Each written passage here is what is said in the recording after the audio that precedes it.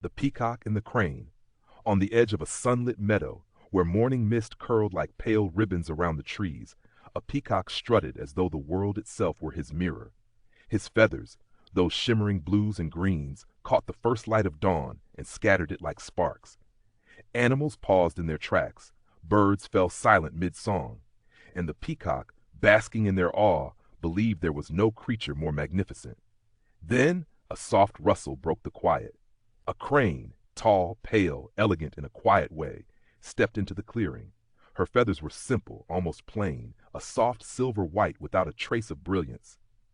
She offered a polite nod as she moved toward the riverbank, her steps calm, her presence almost serene. The peacock flicked his feathers, unimpressed. "Look at you," he said with a proud flutter, "dressed as though the world forgot to paint you. Tell me, Crane, how do you bear such dullness?" The crane paused, her gaze steady, but she didn't argue. Instead, she simply dipped her beak into the river, as though the peacock's words held no weight. The peacock puffed himself up, swirling in a display so dazzling it looked like a living jewel. "See how the meadow glows when I pass? See how even the sun bows to my colors?" But the crane only spread her wings and lifted effortlessly into the air. It happened so suddenly that the peacock fell silent. The crane rose higher, gliding with a grace that seemed to belong to the wind itself. She circled above the meadow, above the river, above the forest canopy, moving with an ease that made the world below look small. The peacock watched, awe replacing arrogance.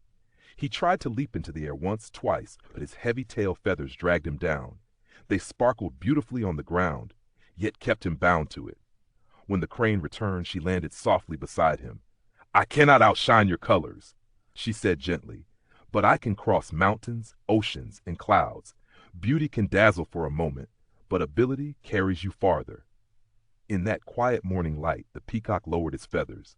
For the first time, he understood that worth wasn't measured in shimmer or shine, but in what one could do, what one could be, and how one could rise when it truly mattered. And the meadow, still glowing with dawn, felt different somehow, wiser, calmer, as the proud peacock finally bowed his head in respect. If you enjoyed this story, please like, share, and subscribe to help the channel grow.